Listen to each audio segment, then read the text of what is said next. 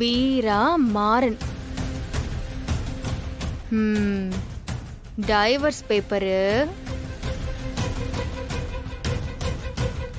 எல்லாரும் வீராவும் மாறனும் ஒத்துமையா வாழறதா நினைச்சிட்டு இருக்காங்க. ஆனா 2 பேரும் டைவர்ஸ் பண்ற அளவுக்கு போயிருக்காங்களா?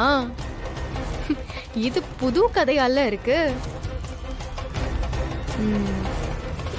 அப்போ டைவர்ஸ் பண்ற அளவுக்கு 2 பேருக்கும் பிரச்சனை.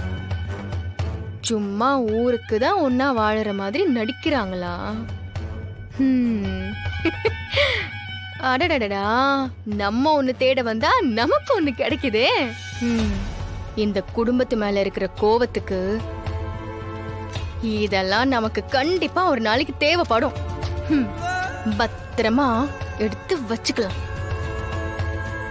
ஒரு நாள் இத வச்சு கலவரத்தை உருவாக்கலாம்.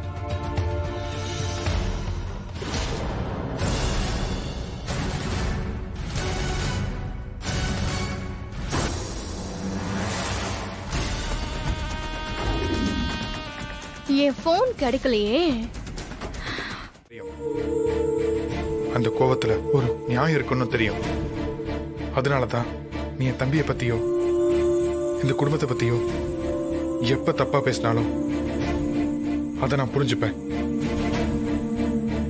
நீ ஒரு சில தப்பு பண்ணிருக்க. அப்ப நான் அமைதியா இருந்ததுக்கும் உனக்கு சப்போர்ட் பண்ணதுக்கும் உன் பக்கம் இருந்த நியாயம் தான் காரணம். ஆனா அதெல்லாம் கொஞ்ச நாள் சரியாயிரும்னு நான் நம்பினேன் கண்மணி. ஆனா நீ மாறவே இல்லை.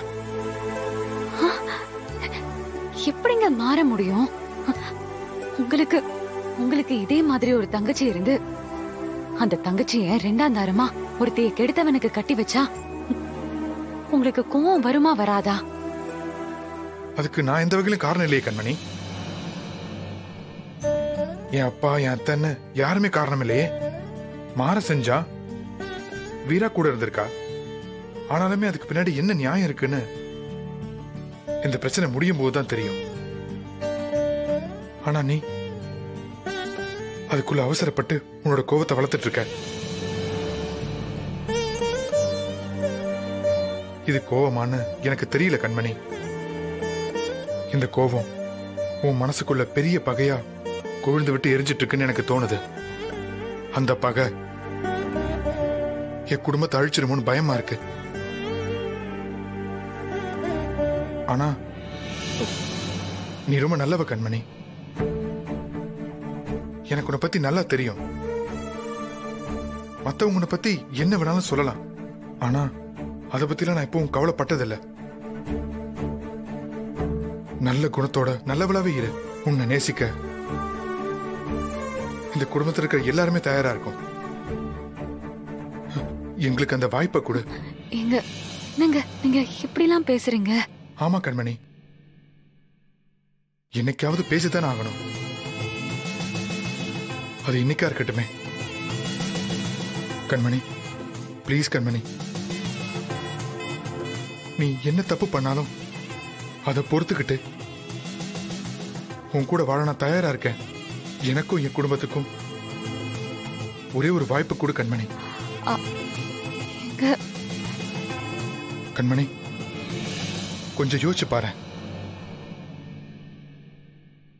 உன் குடும்பத்துல ஒரு ஆக்சிடென்ட் நடந்துச்சு. அது தெரியாம நடந்தது. நாங்க எதுவும் திட்டம் போட்டு பண்ணல. அதுக்கப்புறம் இந்த குடும்பத்துல யாராவது ஒருத்தர் உனக்கு கெட்டது பண்ணிருக்காங்களா?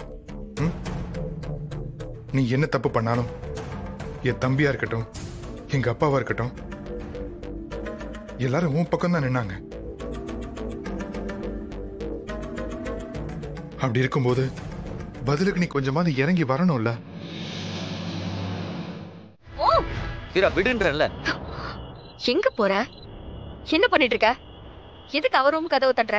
எனக்கு ஒரு முக்கியமான விஷயம் பேசணும், நீ விடு. நில்லு. அப்படி என்ன முக்கியமான விஷயம்? அது சிஐடி சார் உங்ககிட்ட தான் கேட்டுட்டு இருக்கேன், சொல்லுங்க சார். நீங்க யாருக்கும் தெரியாம ஏதோ ஒரு இன்வெஸ்டிகேஷன் நடத்திட்டு இருக்கீங்கன்னு எனக்கு நல்லா தெரியும் சார். என்ன கண்டுபிடிச்சீங்க? ஏன் நீயும் தான் நிறைய கண்டுபிடிச்சிருப்ப. என்கிட்ட ஏதாவது சொன்னியா? நான் என்ன கேக்குறேனோ அதுக்கு மட்டும் பதில் சொல்லு, சரியா? உங்களுக்கு மட்டும் ரகசியம் அப்படியே இருக்கணும். எங்களுக்கு மட்டும் எதுவாக இருந்தாலும் வெளிப்படையாக அப்படியே சொல்லிடணும். அப்படிதானே? இப்ப நீ சொல்ல போறியா இல்லையா? சொல்கிறேன். இது என்னன்னு தெரியுதா? போனு. இது விஜயோட ஃபோனு. யாருக்கும் தெரியாம அவன் மறைச்சு வச்சிருக்கா. இதுக்கே ஷாக் ஆகாத. இதுல ஒரே ஒரு நம்பர் மட்டும்தான் இருக்கு. அது அவங்க அம்மா நம்பரு. அம்மாவா? அவங்க அம்மா உயிரோட இல்லைன்னு தானே சொன்னா? அப்படிதான் நம்மளும் நம்பணும்.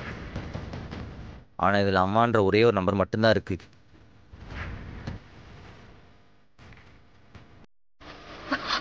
நீ போன் பண்ணி பேசுனியா?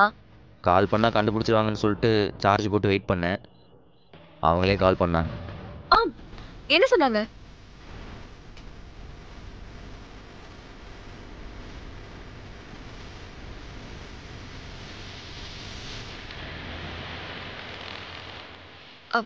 நீ மறுபடியும் கால் பண்ணி பாத்தியா? போன் லாக்ல இருந்திருக்கும், எப்படி கால் பண்ணிருப்ப? ஆமா, பேட்டர்ன் லாக்ல தான் இருந்துச்சு. கூத்து மதிப்பா ஒரு 4 பேட்டர்ன் போட்டு பார்த்தேன். ஒன்று ஒர்க் அவுட் ஆயிடுச்சு. ஓபன் ஆயிடுச்சா? சூப்பர். அப்போ நீ கால் பண்ணி பேசிருக்கலாம்ல. என் குரலை கேட்டப்ப அப்படியே கட் பண்ணிட்டாங்க. இப்போ அவங்களோட ஃபோன் சுவிட்ச் ஆஃப்ல இருக்கு.